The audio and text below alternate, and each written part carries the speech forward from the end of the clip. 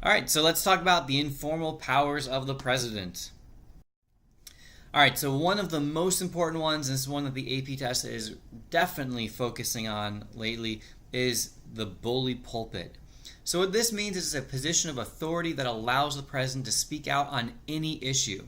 So because he is president, single person, head of the executive branch, the only person in the country that every American citizen or every American voter has the opportunity to vote for or against for that office, that gives him a unique position from which everybody listens when he speaks. Whether he says something that people want to make fun of or support or be angry at, that gives him power to talk about anything he wants, which what the AP test cares about is the second bullet point, how he uses it, which is to bring attention to specific issues to advance his policy agenda. So he can call on Congress to take action. He can say that this is such and such is a major problem. We need to do something about it.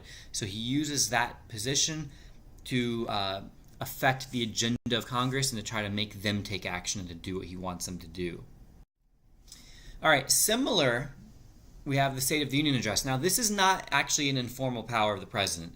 This is a way that he persuades. This is a nationally televised speech that he gives to both houses of Congress. On the right-hand side, you can see there, it's a joint session of Congress that the president is speaking to.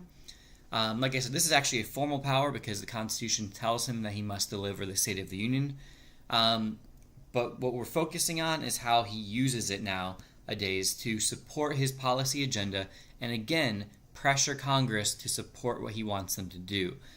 So it's that same idea. So this is an example, really, of him using that bully pulpit. So the whole country's watching, all of Congress is there, and he says, this is what we need to do, X, Y, and Z, get this done. So he's putting pressure on them. So that's, again, part of that persuasion. All right, now some relatively recent developments, social media, advances in technology. This also changes the way that it works with the president. Now he can communicate directly with the public. It used to be that he would rely on having to call news conferences, have the news stations, TV stations put him on, and they could clip up what he said and show it in the nightly news. Now he goes directly to the people, especially with things like Twitter, and this allows the president to respond rapidly to new political issues. So a lot of times you see this as soon as some kind of major tragedy happens and the president, boom, tweets out something, words of support or condolence, or maybe even inflammatory and threatening war in certain cases. I don't know about that, but so Twitter is a powerful tool for presidents, and that's all I'm going to say about that. All right, executive privilege. So this one is very interesting because presidents have claimed this repeatedly throughout history. It's not in the Constitution. So first of all, what is it?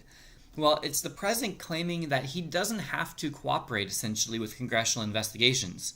So, like your definition says, that he can refuse to disclose confidential information to congressional committees performing oversight. Those are good words to write down, but really, to put it simply, it's him saying, I don't have to cooperate when you investigate me. And so you see a picture here, a political cartoon representing the idea of Congress investigating Obama, and Obama trying to show, nope, I got executive privilege. I don't have to tell you anything about this. So this is something presidents have done. The question is, are they allowed to? Well, according to U.S. versus Nixon, yes. The answer is yes. They are allowed to cite executive privilege, and so that means they can refuse to cooperate. However, this is only in the matters of national security. So it's not unqualified, meaning unlimited. So they cannot. So Bill Clinton could not cite executive privilege when Congress was trying to find out where him and Monica Lewinsky were and what was happening at certain times. That's not national security.